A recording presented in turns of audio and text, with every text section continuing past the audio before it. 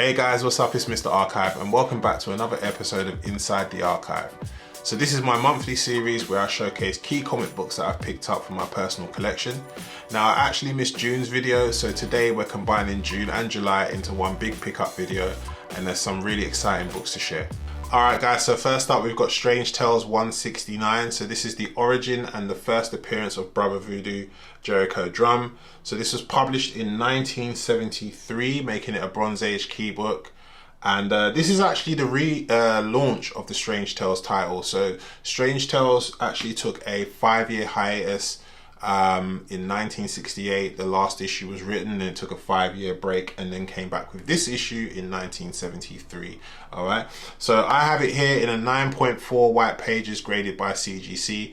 I'm super happy to have the book in my personal collection, as one of my personal long-term collector goals is to collect the first appearances of black superhero characters in as high grade as possible. So a 9.4 in this book seemed like the sweet spot for me. And yeah, aside from that, there's rumors about Lakeith Stanfield actually playing the character in the MCU. And with Marvel moving into more cosmic and supernatural storylines, it seems viable that the character is going to show up at some point, hopefully, right? Fingers crossed, it would be dope.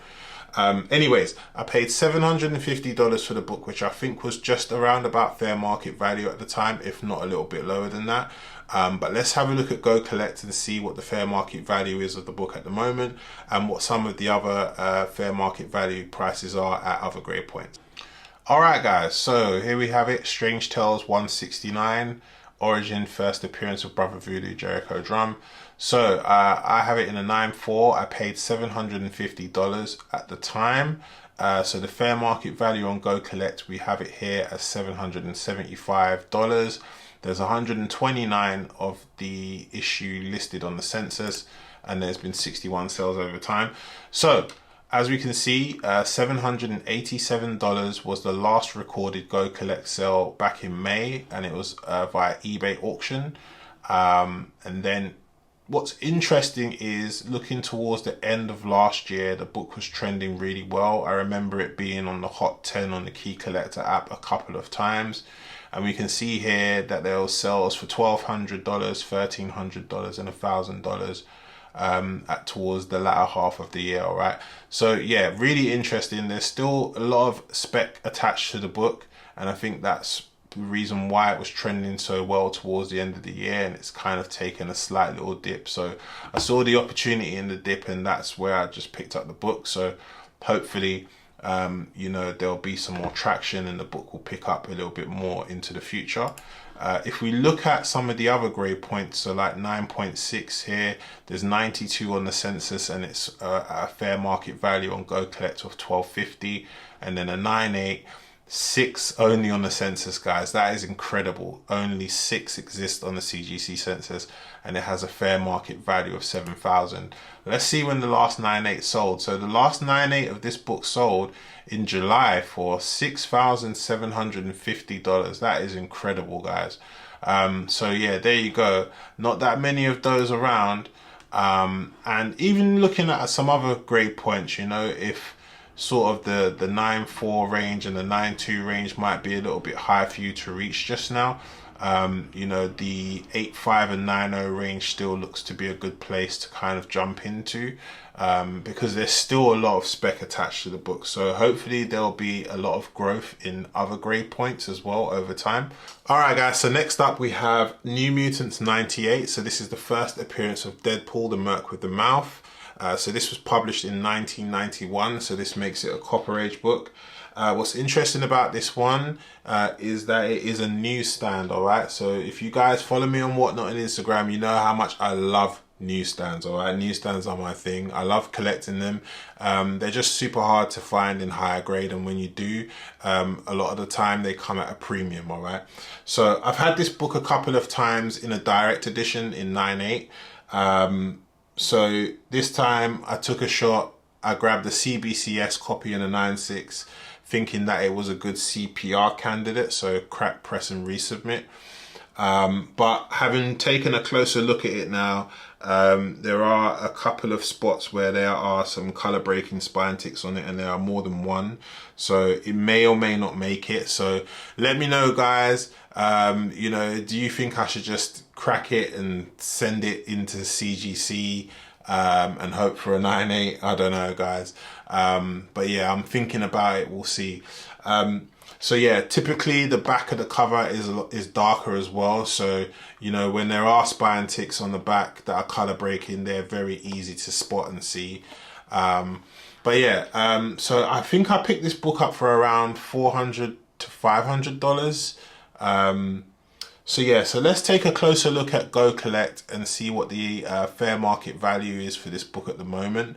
And then we'll compare it across CGC and CBCS graded books, just to see what the differences are in value, and also the directs versus newsstand as well, because there is a contrasting difference between those two. All right guys, so let's take a look at the fair market values for the newsstand edition in a CBCS slab, and then we'll compare that with the CGC slab in the same grade, and we'll take a look at some of the 9.8 options as well.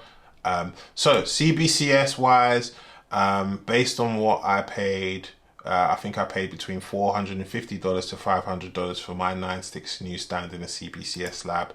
The last sale, or last recorded sale, was $709 back in April of last year. So that's incredible, that there's been no other recorded CBCS slab sales via auction or fixed price sale on eBay since last year, which is incredible.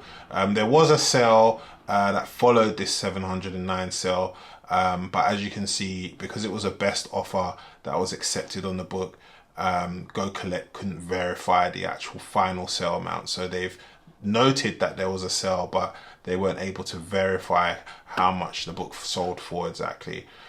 So if we take a look then at the CGC newsstand 9.6, so the fair market value of that is sitting at $500, which is again roughly what I paid. The last sale here in a 9.6 newsstand in a CGC slab was $612 recently. So to me, I think that was I think I got a good deal, right, in the CBCS slab, guys. I mean, if the last sale here was ticking off at 612, you know, I don't think I've done too badly at all.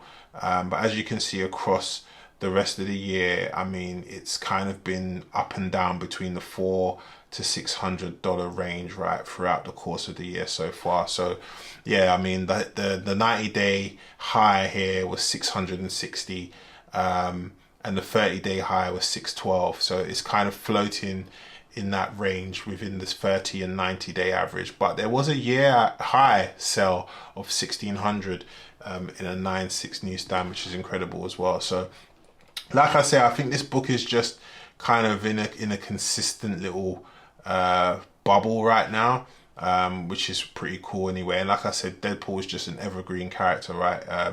You know, and now that Deadpool is in the MCU, you know, hopefully this book is just going to continue to stay consistent in the grade point prices of where it is. But let's take a look at the direct editions just to kind of give a contrast between the two, right? So a 9.8 direct fair market value is at $1,000, and a 9.6 fair market value is around $450. So I paid again between $450 to $500 for my newsstand 9.6. So I pretty much you know, have paid roughly what you would pay for a direct edition. But let's see what a direct 9.6 last sells for, and there we have it. It sold for $450. So I don't think I got too much of a bad deal, you know, considering where the highs are for the newsstand at the minute, which is not too bad. If we take a look at the 9.8 though, just so you guys can get a little bit of a contrasting difference, the last sale was $1,000, call it. So, you know, 9.8s in a newsstand are around the $2,000 mark. So if we go back to the newsstand and we look at the 9.8, so the fair market there is $1,700 and the last sale was $1,900. So yeah, again, this book is in abundance, guys. But as I said, it's more trickier to get in higher grades in newsstand, because they were just handled a lot more than direct copies. All right guys, next up we have Invincible issue number 75. So this is the second printing retailer incentive, it's called. This is a remastered cover art of issue number 1 done by Ryan Otley. So I really love this cover. And second printings are really hard to come by anyway, as you know. But 2025, guys, has been a really good year for Invincible. We've seen trading cards drop recently this year at San Diego Comic-Con. We've also got Invincible Versus coming, the 3v3 tag fighting game dropping next year, and Invincible's been renewed for season 5, right? And we've got season 4 dropping next year. So lots and lots of Invincible related stuff to come next year. I'm super excited. It's a great time for this IP. If you are not buying Invincible, you really should be. I've been saying that for probably the last year to 2 years. To everybody that's been following my live streams and whatnot. But yes, so pick this book up because it's a second printing and they are just harder to find. You know, cover A's are also harder to get as well in higher grade. They're just not that many printed. It's low print run series. It's limited to 144 issues. And so yeah, with that being said, the retailer incentive, so I think it was stores had to buy 50 copies of the original cover A, and then they got an incentive each time. So for every 50, a store got 1.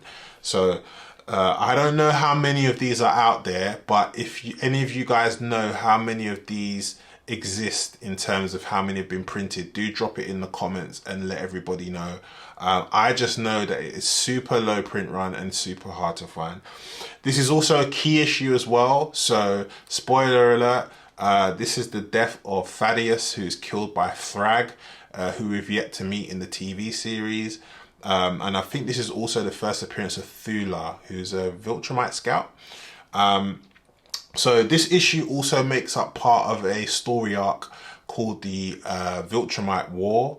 And so that is going to be a big story arc that's to come. And I'm pretty sure that all those issues in that story arc are probably going to shoot to the moon as well. But we shall see, all right? So again, reasons for pickup: low print run. Invincible's a really hot IP right now. And I don't think that there's many of these graded at all. But let's take a look at Go Collect again and see how many there are that do exist and how many have sold and what the FMVs look like for graded copies. If I was going to give this book a grade right now, I'd probably say it's somewhere between a 9.2 and a 9.4. It does have here, I don't know if you can see that. Yeah, so it's got a little bit of a nick, but I don't care.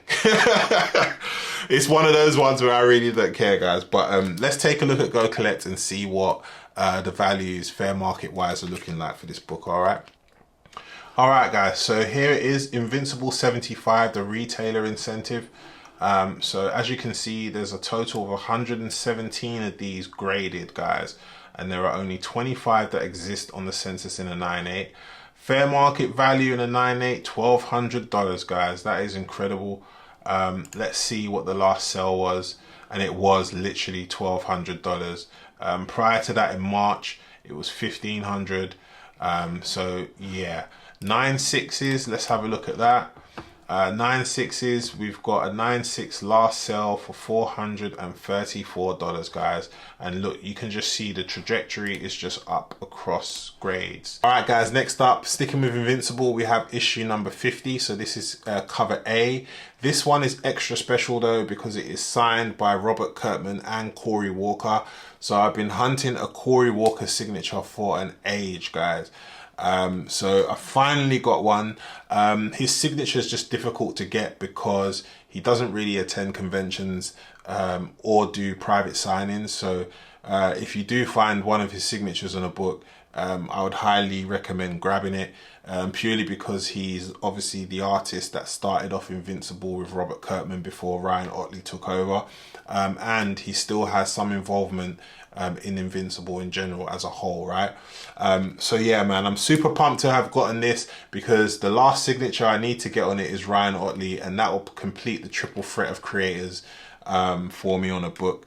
And I'm really happy for it to be this one as well, because this is actually one of my favorite covers for Invincible, issue number 50, cover A. So yeah, super excited. Let's see if any of these exist. I haven't actually checked this, so we're gonna have a quick check on Go Collect, see if any exist that are already graded with triple signatures: Ryan Ottley, Corey Walker, and Robert Kirkman. All right, guys, here it is, Invincible 50. So again, 189 graded, so again, really low census count. Only 87 9/8 exist without signature, and the FMV is 190. So let's have a look at signatures. So 9/8, there's 17 on the census, and the last sold was $356 back in 2024. So let's see if any of them were triple signed. So that's just signed by Ottley, that's Kirkman, Ottley again, Ottley again, and that's probably how I'll probably want him to do the signature on my one, just to finish it all off, right? And then yeah, Ryan again with Robert, so no Corey. So this is a bit of a what do you call it, a unicorn, guys, that I've got here. So yeah, once I've got Ryan Ottley down on that, it's definitely going in for grading. I'm super excited to have it in the collection. The last book up is Wolverine #1 from 1982. So this is the first ongoing solo Wolverine series, and it is the first appearance of Wolverine as Patch. All right, so I've got this here in a newsstand.